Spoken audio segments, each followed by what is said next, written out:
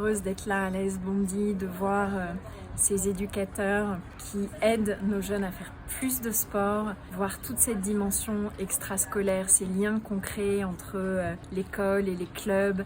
Je les ai aussi interrogés, nos enfants, sur les 30 minutes à l'école, la manière dont ça se déploie dans leur classe. Les réponses étaient très encourageantes. Et puis j'ai pu voir cet atelier de Cécifoot qui nous a permis de jouer ensemble aussi et de voir dans cette activité, dans ce sport paralympique qui sera d'ailleurs aux Jeux sur le Champ de Mars, quelque chose d'incroyable en termes d'agilité, de générosité. Au-delà de ça, pour moi, c'était une façon de mettre à l'honneur le sport amateur, nos éducateurs sportifs, nos bénévoles qui font un travail incroyable dans les associations. On a 3,5 millions de bénévoles qui donnent à nos enfants, ils donnent sur le terrain, ils donnent au sport amateur. J'avais vraiment envie de les encourager. Ici, c'est un centre de préparation aux Jeux Olympiques Paralympiques. Donc il y a un projet en Seine-Saint-Denis qui est un peu le cœur battant des Jeux, évidemment avec Paris, mais aussi la Seine-Saint-Denis dans laquelle on investit beaucoup pour développer la pratique du sport. C'est un département jeune, on veut faire plein de choses pour y développer la pratique sportive. Et puis, il y a ce passeport qu'on lance avec cette allocation de 50 €. On continue, on fait monter ça en puissance, ça s'étend maintenant